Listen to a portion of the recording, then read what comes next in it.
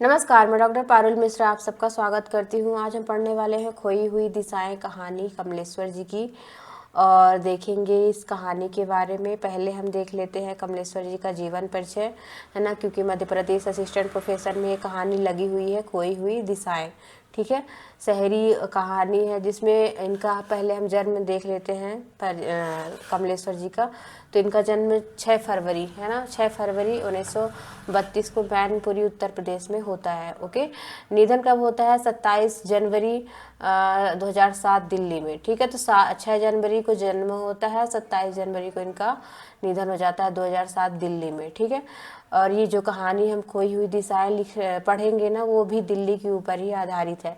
इनकी भाषा है हिंदी। उपन्यास, कहानी, नाटक, संस्मरण, पटकथा इन्होंने लिखी।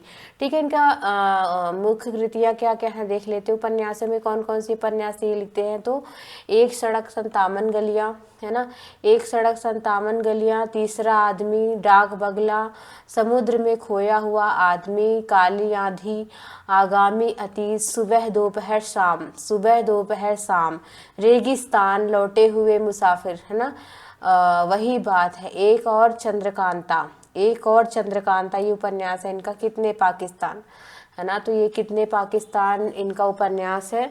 ठीक है, तो इनको कितने पाकिस्तान के लिए ही साहित्य अकादमी मिलता है। ठीक है, 2003 में।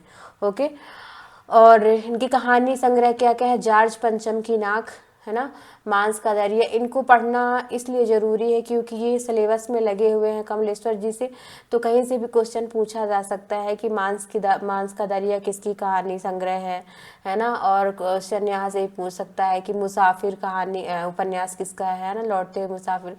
तो इन सबको आप देखे रहिए। इतने अच्छे दिन, कोहरा, कथा प्रस्थान, मेरी प्रिय कहानियाँ, है ना, मेरी प्रिय कहानियाँ, तो इनकी कहानी है। नाटक इन्होंने लिखी अधूरी आवाज़, रेत पर लिखे नाम, है ना। संस्मरण, जो मैंने जिया, यादों के चिराग, जलती हुई नदी, बहुत इंपॉर्टेंट है। जो मैंने जिया, यादों के चिराग, जलती हुई नदी, जो मैंने जिया, यादों के चिराग, जलती हुई नदी इनके संस्मरण है ना। इनको सम्मान क्या मिला है? पद्म विभूषण और साहित्य अकादमी। ठीक है, तो पद्म विभूषण कब मिला और साहित्य अकादमी? तो साहित्य अकादमी कितने पाकिस्तान 2003 में मिला था, है ना, 2003 में इनको पद्म साहित्य अकादमी, और पद्म भूषण 2005 में इनको 5-6 में पद्म विभूषण मिलता है। ओके, आगे चलते हैं। इनकी विशेष क्या है? कमलेश्वर ने 99 फिल्मों के संवाद, कहानी, पटकथाएं भी लिखी है।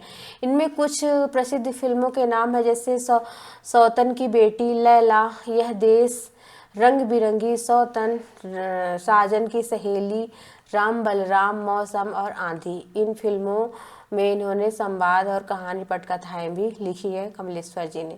ओके, अब हम चलते हैं कहानी की ओर। खोई हुई दिशाएं, है ना, खोई हुई दिशाओं के बारे में हम बात करेंगे। इसका जो प्रकाशन वर्ष है 1963 है। ठीक है, खोई हुई दिशाएं का प्रकाशन 1963 है ना। ये कस्बाई स्थान के जो महानगरों की तरफ जाने वाले लोग हैं, जो कस्बा क्षेत्र में रहते हैं, है ना, और जो बड़े शहर में जाते हैं, है ना, दिल्ली शहर में, तो उनकी जो मन स्थिति है उसका चित्रण इस कहानी में किया गया है।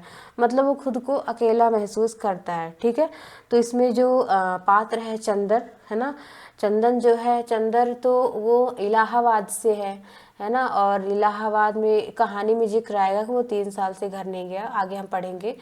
तो वो दिल्ली जाता है ना, पत्नी को लेके। उसकी प्रेमिका भी है, तो चंदन है ना, चंदर है। तो चंदर की जो पत्नी है उसका क्या नाम है? तो निर्मला, है ना, चंदर की पत्नी का नाम है निर्मला। ठीक है, उसकी प्रेमिका भी है। ठीक है, तो निर्मला, निर्मला उसकी पत्नी है। और निर्मला के बारे में भी वो बात करता है कि वो अभी क्या कर रही होगी, क्या कर रही होगी। उसको पत्नी, प्रेमिका सबके रहते हुए भी उसको अकेलापन सा लगता है उस महानगरी में। ठीक है, प्रेमिका है इंदिरा, है ना, इंदिरा जो है इसकी प्रेमिका है, जो इंदिरा को याद करके उसके घर चला जाता है मिलने। फिर बाद में उसको पश्चाताप होता है कि मुझे नहीं जाना चाहिए, क्योंकि उसको पता है कि इंदिरा हर चीज़ मेरे बारे में जानती है। और फिर जब वो जाता है तो उसको वहाँ पे अच्छा नहीं लगता, फिर वहाँ से शीघ्र ही वापस चला आता है, क्योंकि इंदिरा की भी शादी हो गई होती है। ठीक है, दोस्त आनंद है। ठीक है, हम कहानी में देखते हैं आगे। अकेलेपन की कहानी है, ठीक है। अकेलेपन में किस तरह आदमी का जो पहचान है खोया हुआ है, मतलब उसको लगता है कि इस महानगरी में मेरा कोई अस्तित्व नहीं, तो उसी के ऊपर लिखी गई ये कहानी है, ठीक है। सड़क के मोड़ पर लगी रेलिंग के सहारे चंदर खड़ा था, है ना। सामने दाएं बाएं आदमियों का सैलाब था। शाम हो गई थी। कनॉट पैलेस में बत्तियां जगमगाने लगी थी। थकान से उसके पैर जवाब दे रहे थे, कहीं दूर आया गया भी तो नहीं। फिर भी थकान के ऐसी थकान के सारे शरीर भर मतलब शरीर में भरी हुई थी, शरीर में थकान भरी हुई थी। दिल और दिमाग इतना थका हुआ था कि लगता था कि थकान धीरे धीरे उतर कर तन में फैलती जा रही है। पूरा दिन बर्बाद हो गया, पूरा दिन बर्बाद हो गया। यही खड़ा सोच रहा था कि घर लौटने को भी मन नहीं करता, है ना। उसका जो मन है वो घर लौटने को भी नहीं करता था। आती जाती एक सी औरतों को देखकर मन में और भी ऊबने लगा था, ठीक है। तो एक सी औरतों को देखते देखते उसको मन ऊब लगा था, क्योंकि वो सड़क के किनारे खड़ा है। भूख पता नहीं लगी है या नहीं, वह दिमाग पर जोर डालता है। सवेरे 8 बजे अब यहाँ उसका डेली रूटीन कि मतलब वो क्या क्या करता है यहाँ पे सब दिखाया गया है। सवेरे 8 बजे घर से निकलता था। एक प्याली काफ़ी के अलावा तो कुछ पेट में गया ही नहीं, है ना। उसे एहसास हुआ कि थोड़ी थोड़ी भूख लग रही है। दिमाग और पेट एक सा, है ना। दिमाग और पेट का साथ ऐसा हो गया कि भूख भी सोचने से लगती है ना। तो वो क्या सोच रहा है, यहाँ पे बातें आएंगी। निगाह दूर आसमान पर अटक जाती है, निगाह दूर आसमान तक अटक जाती है, जहाँ चीलें उड़ रही हैं और मौजों की शक्ल, है ना, मौजे की शक्ल में कटा हुआ आसमान दिखाई दे रहा है। उस गदले आसमान के नीचे जामा मस्जिद का गुंबद और मीनार दिखाई पड़ रही हैं। उसमें नोकों, उनकी नोकों बड़ी अजीब सी लग रही है। किसकी नोकें? तो जामा मस्जिद का नाम आया है और गुंबद का, है ना। मीनार भी वहाँ पे दिखाई दे रही है, तो वहाँ पे देख रहा है। पीछे वाली दुकान के बाहर चोलियाँ का विज्ञापन है। रीगल बस स्टॉप के नीम के पेड़ के में धीरे धीरे पत्तियाँ झड़ रही हैं। बसें जो जो करती आती हैं और एक क्षण ठिठकती हैं और एक और सवारियों को उगलती हैं, दूसरी ओर से निगल कर आगे बढ़ जाती हैं। चौराहे पर बत्तियां लगी हैं, है ना। चौराहे पर बत्तियां लगी हैं। बत्तियों की आंखें लाल पीली हो रही हैं। आसपास मतलब दिखाया गया है कि जो दिल्ली की सड़कें हैं वहाँ पे क्या क्या हो रहा है, ठीक है। सैकड़ों लोग गुजरते हैं पर कोई उससे नहीं पहचानता। हर आदमी और औरत लापरवाही से दूसरों को नकारता हुआ झूठे दर्प में डूबा हुआ गुजरता जाता है ना।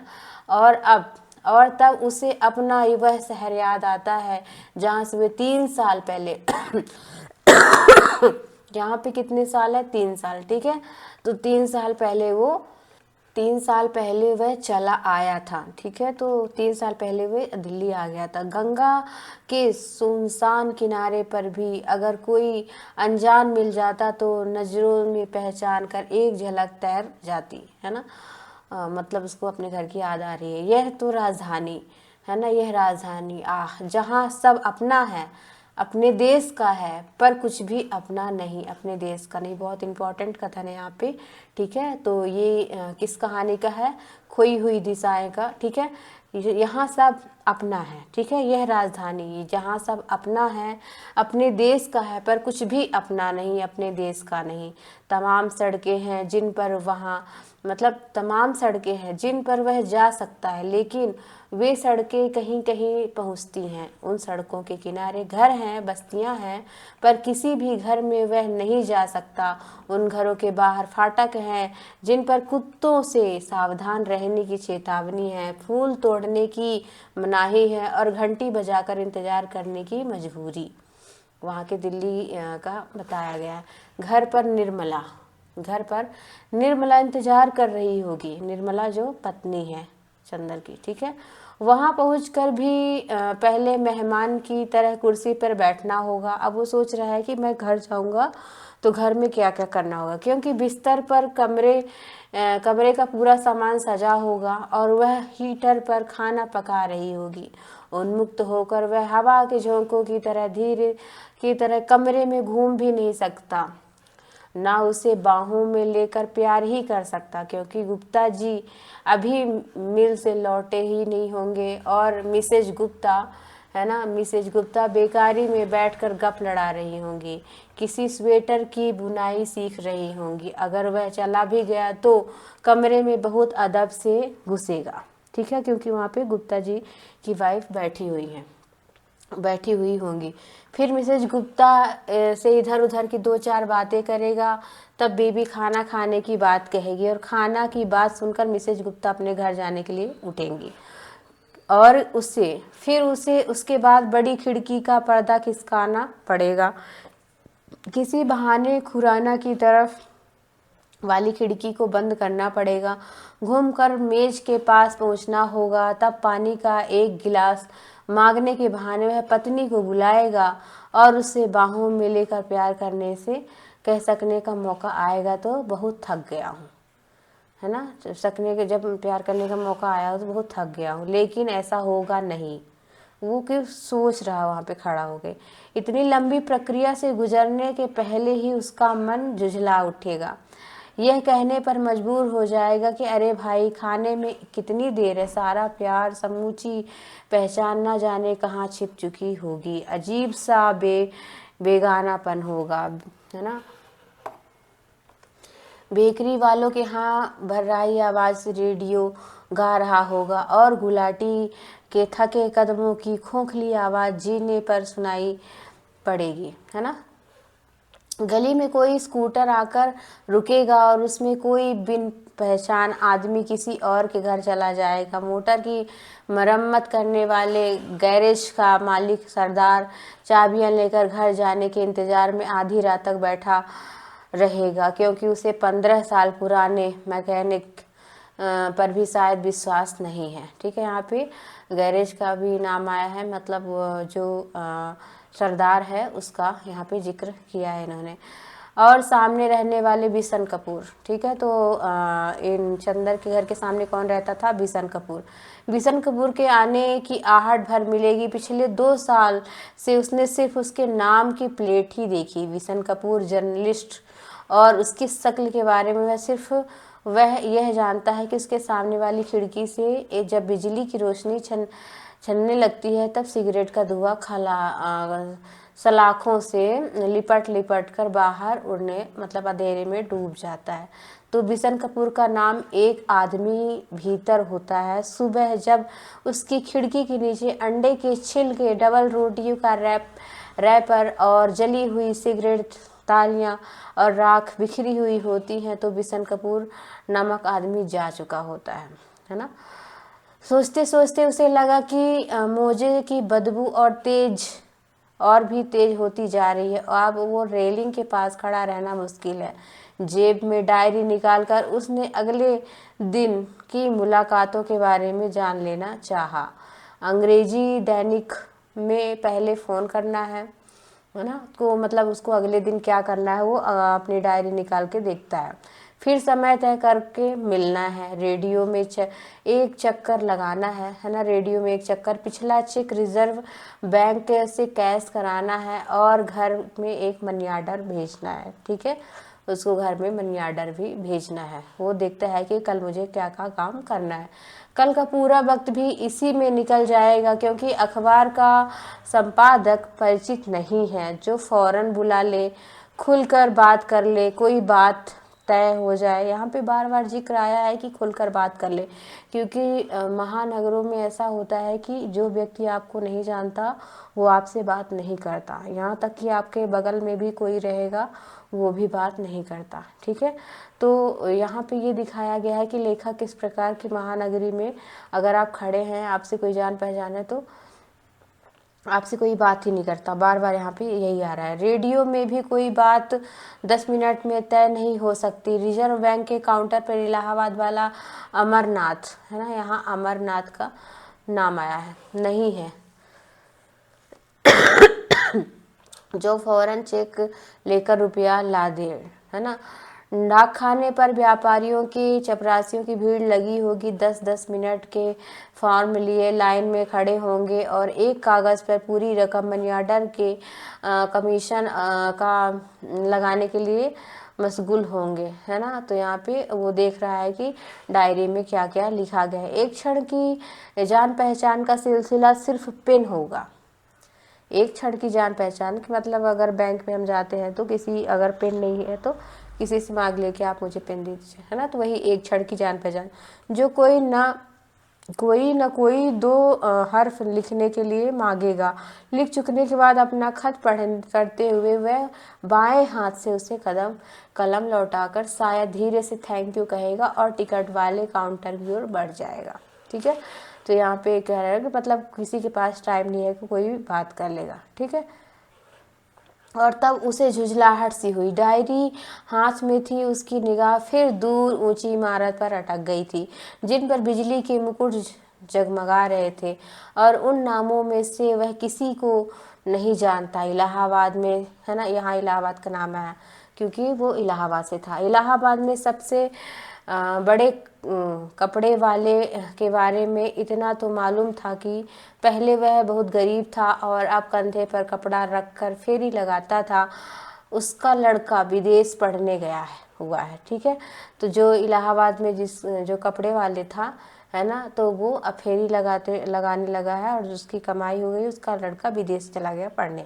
वह खुद बहुत धार्मिक आदमी है। वह कैसा आदमी है? धार्मिक आदमी है, जो अब माथे पर छापा तिलक लगाकर मनमाना मुनाफा वसूल करता है। कारपोरेशन का चुनाव लड़ने की तैयारी कर रहा है। यहाँ कुछ भी पता नहीं चलता, किसी के बारे में कुछ भी मालूम नहीं पड़ता। मतलब उसको कि वहाँ मैं सब जानता था, यहाँ किसी के बारे में कुछ नहीं जानता। ठीक है, कनॉट पैलेस में खुले हुए लॉन हैं, तन्हा पेड़ हैं और उन दूर दूर खड़े तन्हा पेड़ों के नीचे नगर निगम की बेंच हैं जिन पर थके हुए लोग बैठे हैं, और लॉन में एक आध बच्चे दौड़ रहे हैं। बच्चों की शक्लें, शरारतें तो बहुत पहचानी सी लगती हैं, पर गोलगप्पे खाती हुई उनकी मम्मियाँ अजनबी हैं, क्योंकि उनकी आंखों में मासूमियत और गरिमा से भरा हुआ प्यार नहीं है। उनके शरीर में मातृत्व का सौंदर्य और दर्प भी नहीं है। उनमें सिर्फ एक खुमार है कि वह एक बहुत ही बेमानी और पिटी हुई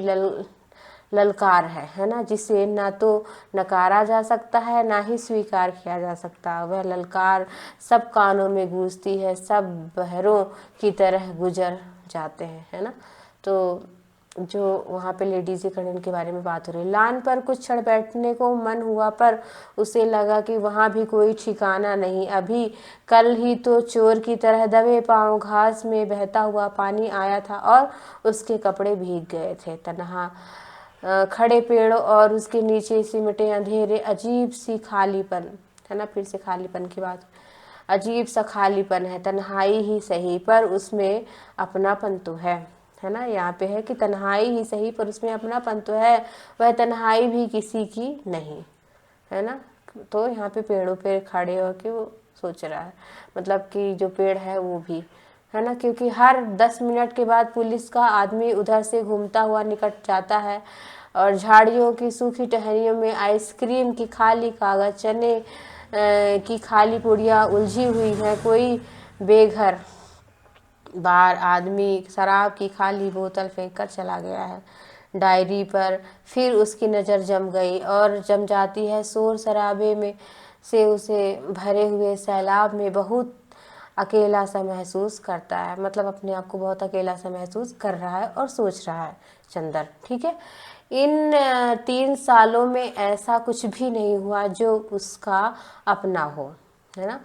जिसकी कचोट अभी तक हो, खुशी या दर्द अभी भी मौजूद हो। रेगिस्तान की तरह फैली हुई तन्हाई, अनजान सागर तटों की खामोशी और सूखापन है। पछाड़ खाती हुई लहरों का शोर भर है जिसमें वह खामोशी और भी गहरी होती है। मोजे की शक्ल में कटा हुआ आसमान है। जामा मस्जिद के गुंबद के ऊपर चक्कर काटती चीजें, औरतों का पीछा करते हुए फूल बेचने वाले और यतीम बच्चों के हाथ में शाम की खबरों के अखबार। तभी चंदर को लगा कि एक ऐसा अरसा हो गया है जब जमाना गुजर गया, है ना। वो सोच रहा है कि एक ऐसा अरसा हुआ जब जमाना गुजर गया। वह खुद अपने से नहीं मिल पाया, अपने से बात करने का वक्त ही नहीं मिला। जब इंसान बिजी हो जाता है तो खुद से बात नहीं कर पाता, ठीक है। यह भी नहीं पूछा कि आखिर तेरा हाल चाल क्या है, तुझे क्या चाहिए। हल्की सी मुस्कुराहट उसके होठों पर आई। उसने हर शुक्रवार के आगे नोट किया खुद से मिलना है, ठीक है। तो वो कब शुक्रवार के आगे नोट किया, ठीक है। तो उसने क्या नोट किया कि उसने हर शुक्रवार के आगे नोट किया कि खुद से मिलना है शाम 7 बजने से 9 बजे तक, है ना। तो खुद से मिलना है शाम 7 बजे से 9 बजे तक शुक्रवार के आगे, है ना। आज भी तो शुक्रवार ही है, यह मुलाकात आज ही होनी चाहिए, है ना। तो उसने ये नोट किया था अपनी डायरी में कि अपने से मतलब खुद को टाइम देना है शाम 7 बजे से 9 बजे तक। घड़ी पर नजर आ जाती है 7 बजा। उसका मन का चोर हावी हो जाता है, क्योंकि ना तो टी हाउस में एक प्याला चाय पी लीजिए, मतलब कि अगर वो सोचता है कि क्यों ना चाय पी लिए जाए, ना जाने क्यों मन में अपने से मिलने से घबराता है। मतलब उसका मन खुद से मिलने को घबराता है, रह रह कर कराहता है ना। तभी तभी वो उस पार से आता हुआ आनंद दिखाई दिया, ठीक है। वह उसे भी मिलना नहीं चाहता, ठीक है। बड़ा बुरा मर्ज है आनंद को। क्या है कि वह इस छूत से बचा रहना चाहता है। आनंद दुनिया में दोस्त खोजता है। आनंद क्या खोजता है? दुनिया में दोस्तों को खोजता है, ऐसे दोस्तों को जो जिंदगी में गहरे ना उतरे पर उसके साथ कुछ देर तक रह सके, बात कर सके। उसकी बातों में अजीब सा बनावटीपन है ना। तो आनंद की बातों में क्या है? बनावटीपन। वह बनावटीपन जो आदमी किताबों से सीखता है ना। तो बनावटीपन इंसान कहाँ से सीखता है? किताबों से। और उसे लगता है कि वही बनावटीपन खुद उसमें भी कहीं न कहीं है। जब कॉलेज और यूनिवर्सिटी में दर्जे में बैठ कर वह किताब की जिंदगियों के मरे हुए ब्यौरे को पढ़ रहा था, है ना। और अब उसे लगता है कि वह सारा वक्त बड़ी ही बेरहमी से बर्बाद किया गया। उसने उन खंडहरों में समय बर्बाद कर दिया जिनकी कथाएं अधपढ़े गाइडों की जुबानी पर रहती हैं, जो हर बार उन मरी हुई कहानियों को हर दर्शक के सामने दोहराते जाते हैं। यही दीवाने खास है ना। यही दीवाने खास है। जरा नक्काशी देखिए, यहाँ हीरे जवाहरात से जड़ा सिंहासन था। यह जनाना हमाम है ना। यह वह जगह है जहाँ ये बादशाह अपनी रियाया को दर्शन देते थे। यह महल सर्दियों का है, यह बरसात। यहाँ से भी क्वेश्चन पूछा जा सकता है कि कहाँ से लिया गया है, ठीक है। तो ये आप देखे रहिए कोटेशन। ये बरसात का है वह, यह दवादार महल गर्मियों का। तो यहाँ पे वो मतलब देख रहा है कि किस प्रकार हम लोग कॉलेज में पढ़ते थे कहानियों को। चंदर को लगा जिंदगी के 25 साल वह उन गाइडों के साथ खंडहरों में बिता के आया है ना। जिनकी जीवंत कथाओं को वह कभी नहीं जान पाया। सिर्फ दीवाने खास उसे दिखाया गया। नक्काशी दिखाई गई।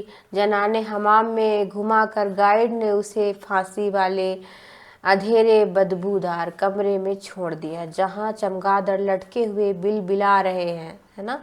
और एक बहुत पुरानी ऐतिहासिक रस्सी लटक रही है जिसका फंदा गर्दन में कस जाता है। आदमी झूल जाता है और उसके बाद अंधे कुएं में फेंकी गई सिर्फ वे लाशें रह जाती हैं, ठीक है। तो वो सोच रहा है कि कॉलेजों में मतलब 25 साल पहले उसमें कोई अंतर नहीं है। उसमें और उनमें कोई अंतर नहीं है।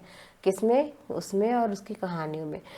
और आनंद भी उनसे अलग नहीं है। चंदर का तरह जाना चाहता था, मतलब आनंद से नहीं मिलना चाहता था, क्योंकि आनंद के आते ही किताब तारीखे से कहेगा कि यार तुम्हारे बाल बहुत खूबसूरत हैं, है ना। तो मतलब आनंद के बारे में सोच रहा है कि वो आते ही क्या क्या बोलेगा, यहाँ पे ये लिखा हुआ है।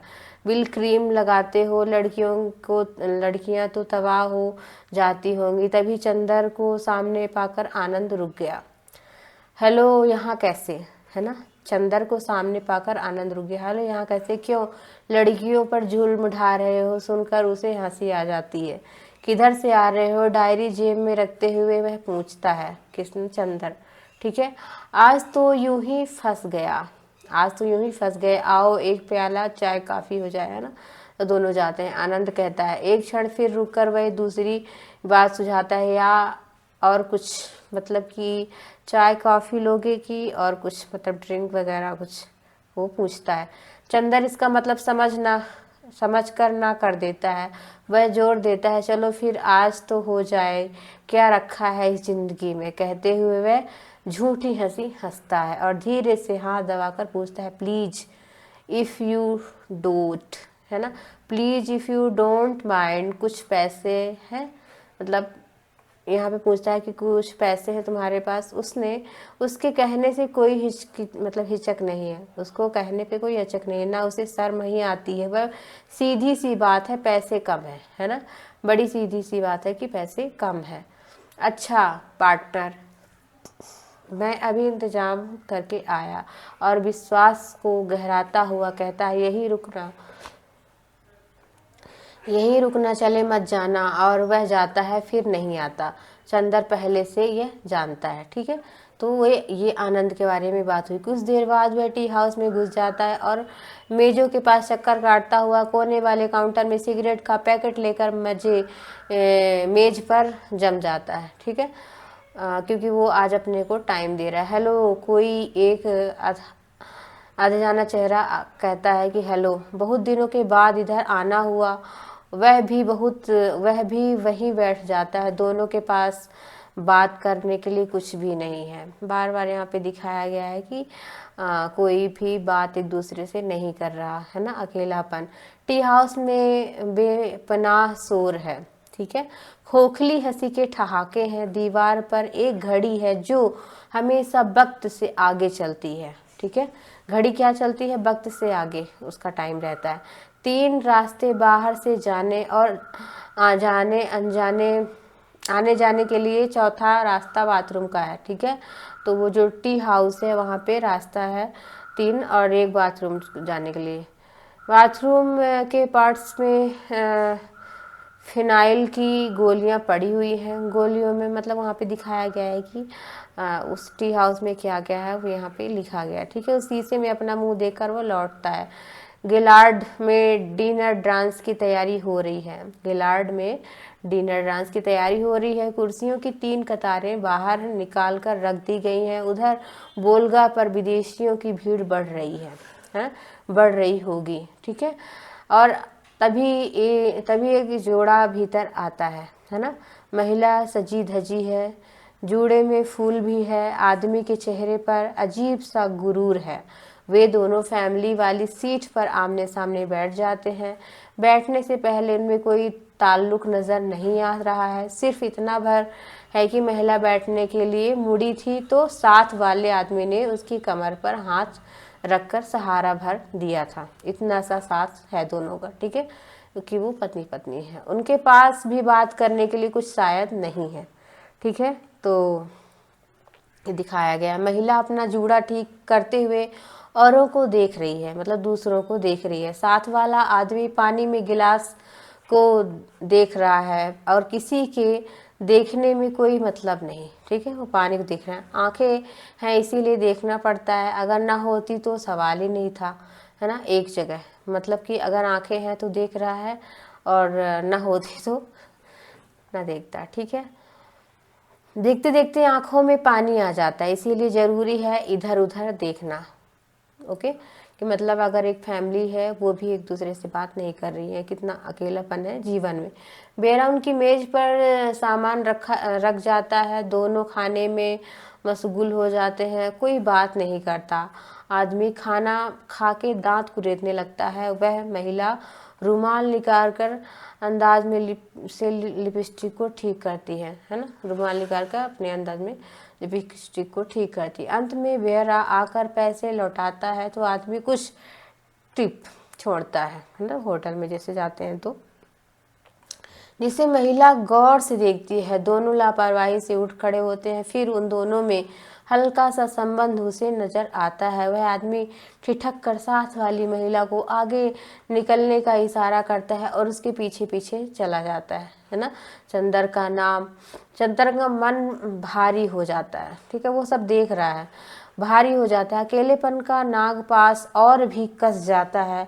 अपने साथ बैठे हुए अनजान दोस्त की तरफ वह गहरी नज़रों से देखता है और सोचता है कि अजनबी ही सही पर इसने पहचान तो है ना, इसमें पहचान तो है। इतनी पहचान भी बड़ा सहारा देती है। चंदर को अपनी ओर देखते हुए देखकर वह साथ वाला दोस्त भी कुछ कहने को होता है, पर जैसे उसे कुछ याद नहीं आता कि वो क्या कहेगा, ठीक है। फिर अपने को संभाल कर उसने चंदर से पूछा, आप तो शायद कॉमर्स मिनिस्ट्री में है।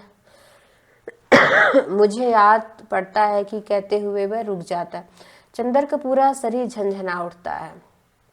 एक घूंट में बची हुई कॉफी पीकर वह बड़े संयम स्वर से जवाब देता है, नहीं, मैं कॉमर्स मिनिस्ट्री में कभी नहीं था, है ना। वह आदमी आगे अटके, है ना, अटकले भिड़ाने की कोशिश नहीं करता। सीधे सीधे उस अनजान संबंध को मजबूत बनाते हुए कहता है, ऑल राइट पार्टनर, फिर मैं कभी मुलाकात होगी, है ना, फिर अब कभी मुलाकात होगी। और सिगरेट सुलगाता हुआ उठ जाता है, ठीक है। और मतलब दोनों बैठ के चाय कॉफ़ी पी रहे हैं और फिर इतना कह के वो उठ के चला जाता है। इसके आगे की कहानी हम दूसरे क्लास में लेंगे, ठीक है। धन्यवाद।